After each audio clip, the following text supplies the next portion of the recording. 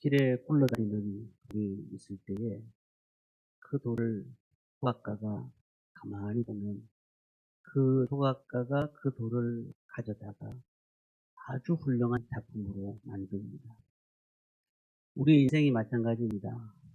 하나님을 믿지 않다가 하나님을 믿으면은 위대한 인생으로 바뀝니다. 길가에 있던 자연석, 어떻게 보면은 그 자연석이 위대한 작품이 되기 위해서 두 가지 필요한 것이 있는데, 첫 번째는 훌륭한 조각가를 만나야 된다는 것이고, 그리고 그 조각가에게 자기의 모든 것을 맡겨야 된다는 겁니다. 위대한 작품이 탄생하기 위해서 그냥 단순히 오늘 하루 조각을 해서 멋있게 만드는 작품은 가치가 없는 작품입니다.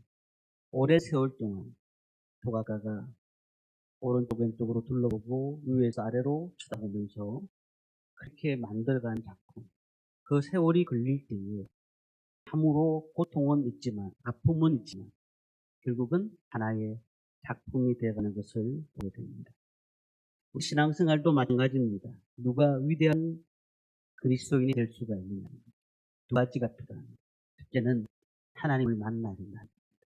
두 번째는 하나님의 손에 내 인생이 붙들려야 된다는 겁니다. 교회 다닌 지가 상당히 오래되었음에도 불구하고 자연석 그대로 이유가 뭘까요? 초교회 왔을 때나 지금이나 바뀐 것이 없어요.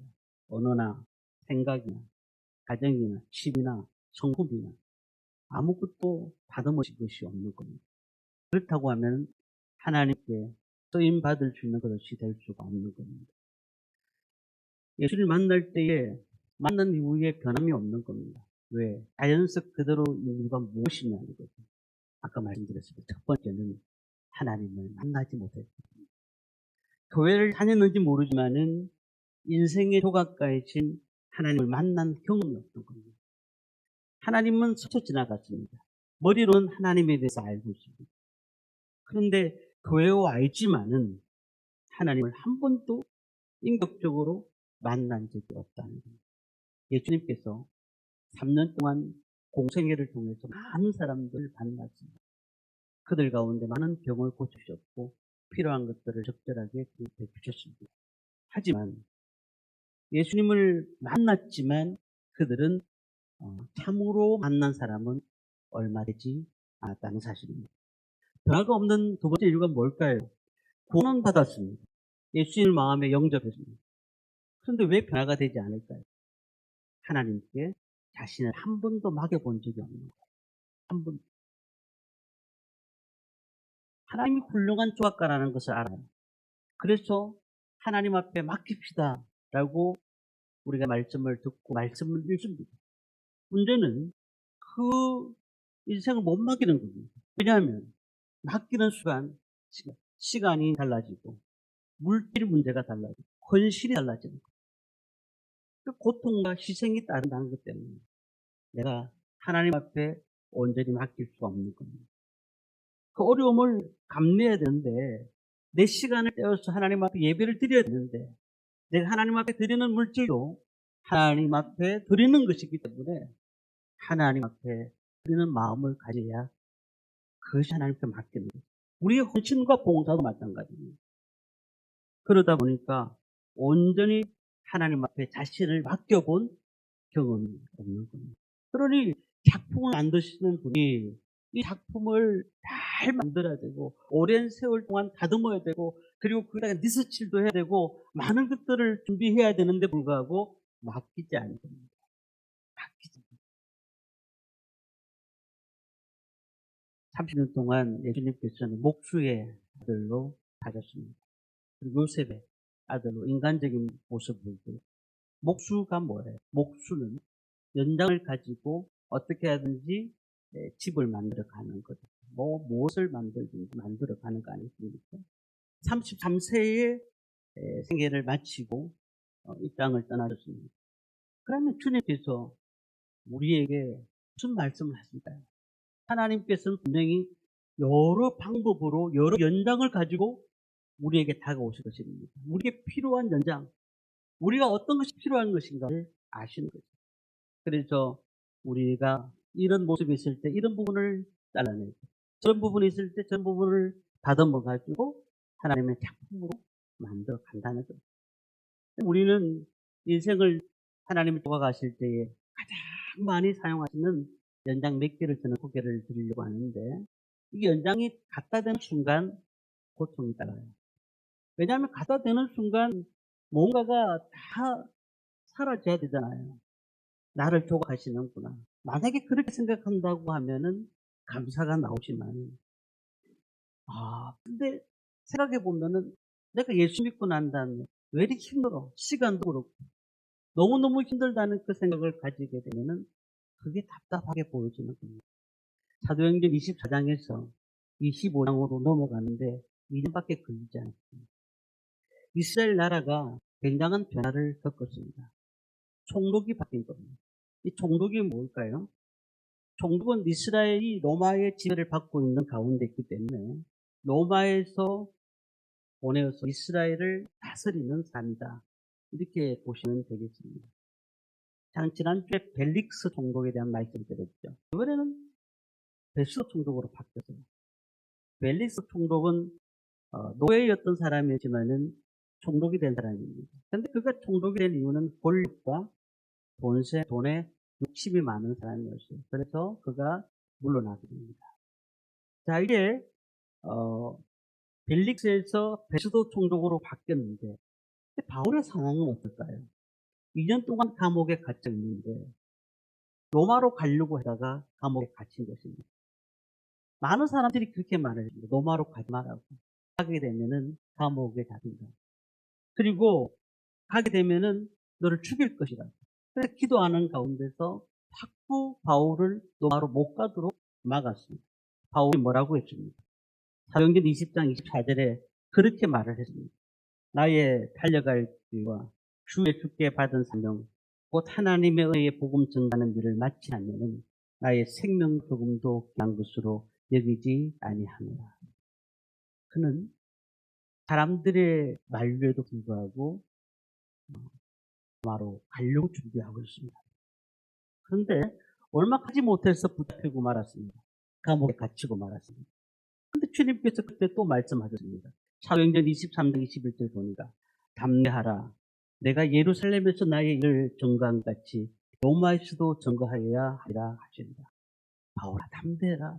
너가 여기서 끝나는 인생이 아니다. 이제 너의 인생은 마지막 로마에서 나에 대한 증거를 해야 될 것이다. 그러니 주의 복음을 증거하기 때문에 너와 함께하리라. 그분이 그렇게 말씀하십니다. 그리고는 그를 구해 주셨습니다. 이제 가이사랴에 와서 감옥에 들어가 있는 겁니다. 감옥에 들어간 것에 대한 걱정이 없어요. 왜냐하면 바울이 늘 감옥에 들락날락했던 사람입니다.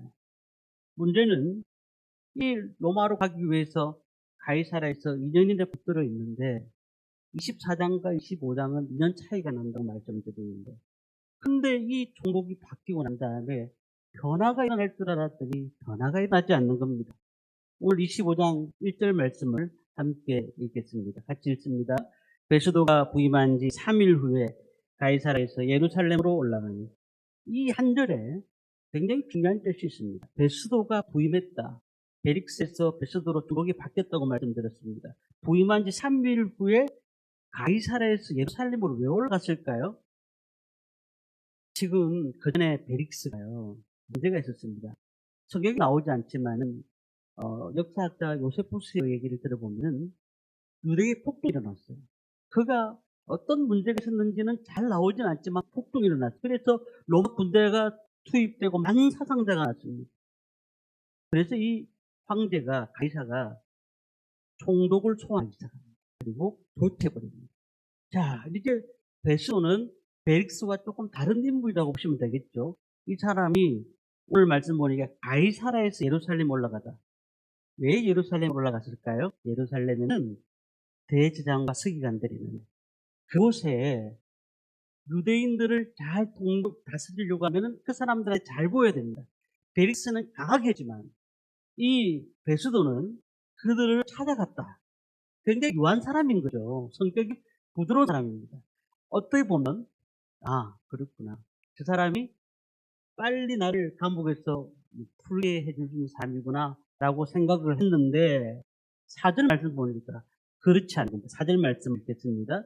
베스도가 대답하여 바울이 가리사야 굴된 것과 자기도 멀지 않았다는 것을 말하고, 아니 가만 보니까 베스도가 분명히 자기를 도와줄 것이라고 생각했는데 이렇게 말합니다. 바울한테 나도 2, 3년 있다가 떠날 사람이니까 내 후임이 이 문제를 결정할 것이다. 자, 우리 생각을 해보십시오.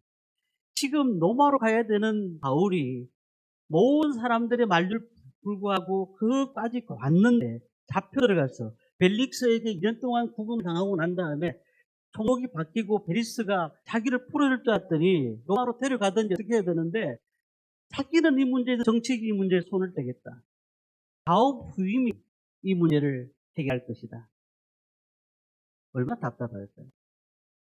우리는 사도 바울을 보면서 어떤 기도를 했다고 생각하십니까? 아니, 왜 나를 2년 동안 이렇게 감옥에 두시더니 아직도 답이 없습니까? 분명히 이곳에 갇혀 있지 않는다고 말씀하지 않았습니까? 그런데 주님께서는 그런 가운데 바울을 조각하고 계셨던 겁니다. 바울을 작품을 만들고 계셨던 겁니다. 로마에서 마지막으로 하나님 사용하시기 위해서 작품을 만들고 계셨다는 겁니다. 로마에서 사역은 쉬운 것이 아니었잖아요.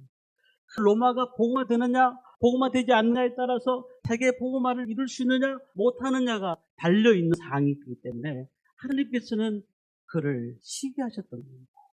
그 감옥에서 2년 동안 훈련을 받게 하셨고 시기하셨고, 그래서 오늘 이 말씀을 통해서 첫 번째 생각을 드는 게 뭡니까? 사도 바울을 만들어가는 데 있어서 먼저 기다리라. 우리가 세상을 살고 있습니다만은 세상을 알고 사는 사람이 얼마나 있을까요? 내가 내년도에는 뭘 할 것이다. 후년도에는 뭘 할 것이다. 아무도 모릅니다. 우리 기도합니다. 하나님이 가정을 잘 되게 해주십시오. 복되게 해주십시오. 그렇게 기도하는데 하나님 분명히 우리 가정을 복을 주실 것인데 내가 그만큼 기도했으면 잘 될 것인데 라고 생각을 합니다. 하지만 그 실은 하나도 안 바뀌는 거예요. 바뀌기는커녕 더 좋아지지 않는 것입니다. 아니, 우리가 인간이다 보니까 얼마나 답답합니까? 예수를 믿었으면 내 삶이 바뀌고 내 환경이 바뀌어야 되는데 안 바뀌는 겁니다. 그런데 하나님은 오늘 바울을 통해서 또 기다려라. 아직까지 때가 되지 않았다. 또 기다려라. 기다림이라는 연장을 사용하셔가지고 그를 작품을 만들기 시작했다는 겁니다. 우리 모세를 알지 않습니까? 모세가 80세에 그가 하나님 앞에 부름을 받습니다. 근데 40대 동안 바로의 궁전에서 왕자로 살았습니다. 그러나 그가 40세 끝말쯤 돼가지고 죄를 지었어요. 자기 애굽인들을 자기 이스라엘 민족들을 못 살겠구나 그 애굽인들을 죽였잖아요. 그리고 도망갑니다. 어디에? 미디안 광야 40년 동안.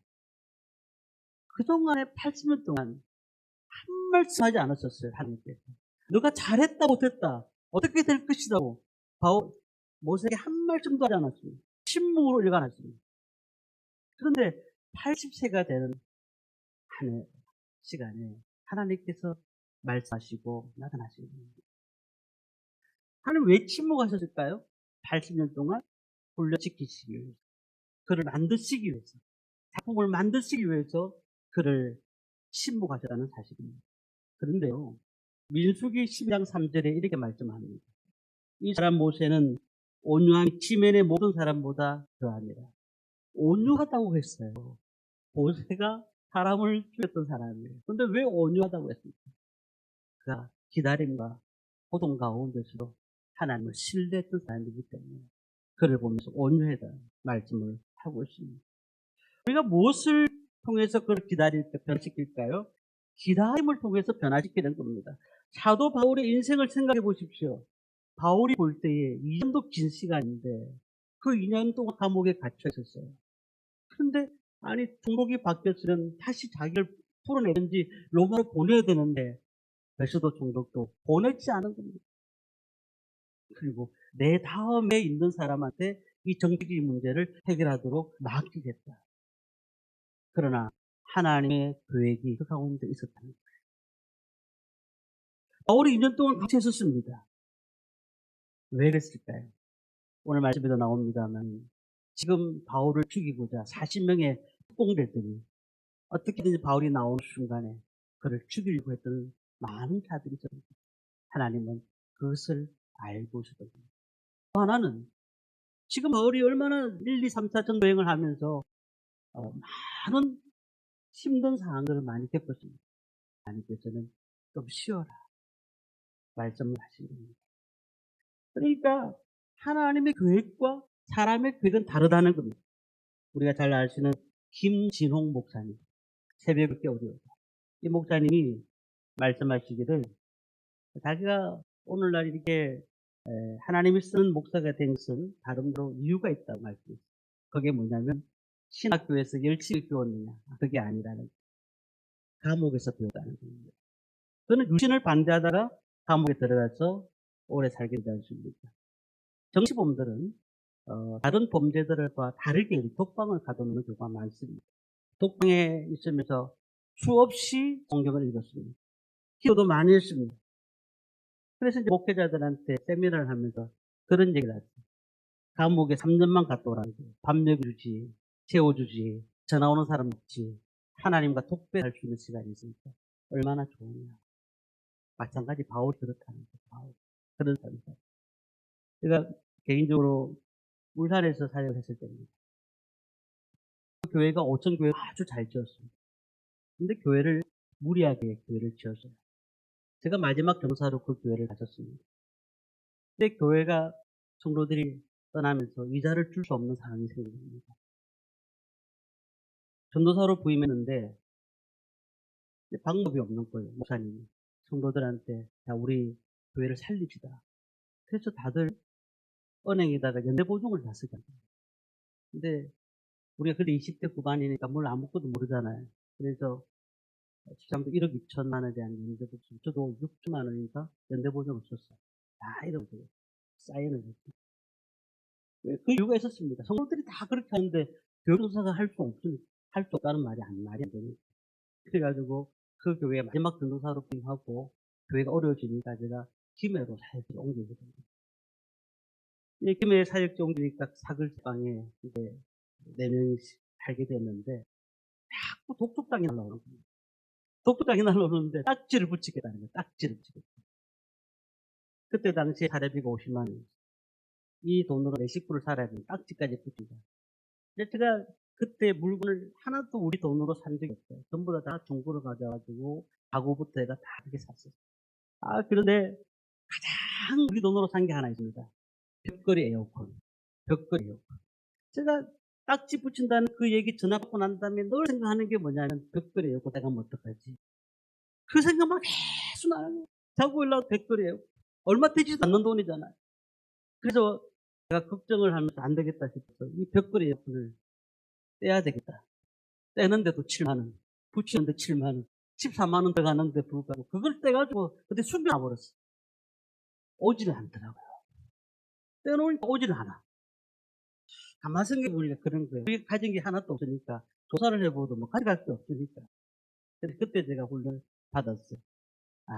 담대해야 되겠구나. 사람이 담대해야 되겠구나. 어떤 상황에서도 어려운 일이 있을 때에 담대해야 되겠구나. 그래서 그 문제 해결됐어요. 하나님 은혜 가운데. 문제는 그렇게 그 담대함을 가지고 지금 개척을 하고 있는 거 아니겠어요? 하나님은 로마 사역을 위해서 사도 바울이 필요한 것이었습니다. 그 훈련이 필요한 것입니다. 우리는 어떻습니까? 사면 초과일 때가 있습니다. 답이 없을 때가 있어요. 꽉 막혀 있어요. 기도를 해도 응답이 안 되는 겁니다. 뭔가 하나님 말씀하지 않으세요. 이 문제에 대해서 뭔가를 말씀해 주시면 좋겠는데. 근데 그 기다림 가운데서 하나님이 연장을 들고 우리를 조각품으로 만들고 계시는 거예요. 만들고 계시는 거예요. 거의 3년 동안 가이사라에서 있었지 않습니까? 수많은 고통과 아픔 가운데서도 그는 묵묵히 감옥 속에서 3년 동안 참고 임했다는 겁니다. 우리에게로 어떻게 보면 이러한 기간들이 필요합니다. 그러니까 주님의 손을 바라보십시오. 우리가 보는 눈과 하나님이 보는 눈은 전혀 다릅니다. 그렇기 때문에 하나님은 우리가 기다리라. 지금 너를 만들어가는 당이다. 라고 말씀하시면서 그렇게 기다림의 연장을 사용하신다고 말씀하고 있습니다. 두 번째는 하나님 작품을 만드시는 연장이 있는데 이것은 불의한 탄압입니다. 핍박입니다. 핍박. 사실 세상에는 불의가 많습니다. 불공정이 많아요. 불공평합니다. 아니 우리 성도들 가운데서도 그렇잖아요. 한두 번 불공평한 일을 담당해 본 사람이 있습니다. 때로는 속상합니다. 나한테 왜 이런 일이 일어날까? 다른 사람은 저렇게 잘 사는데 나는 날 하는 것마다 이게 불공평하게 내한테만 안 좋은 일만 생기니. 그러니까 그런데도 불구하고 하나님은 그런 불의를 통해서도 나를 빌어가신다는 사실이에요. 본문은 그런 겁니다. 직장 상사가 나를 괴롭히고 주위 있는 사람이 나를 괴롭히고. 그런데 그 사람을 보면은 회사도 가기 싫고 아무것도 하기 싫은 거야.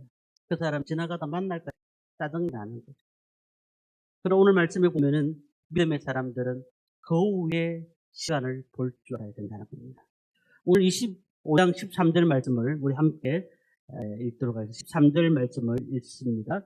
술에 아그라파 왕과 비니게와 베스도에게 문안하러 가이사에 왔소. 아멘.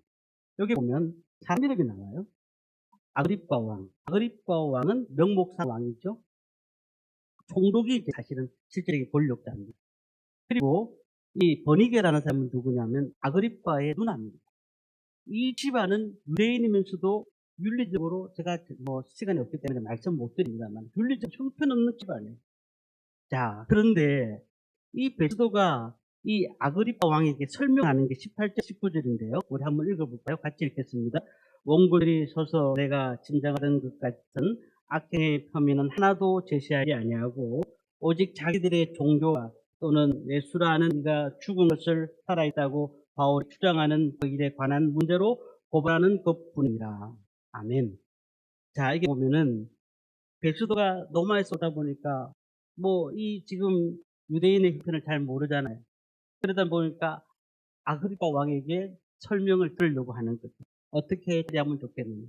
그 사람은 아까 말씀드린 대로 집안 자체가 윤리적으로 형편없고 문제가 많은 집안이에요. 그 사람한테 얘기를 하는 거예요. 야, 어이가 없는 거 아니겠습니까?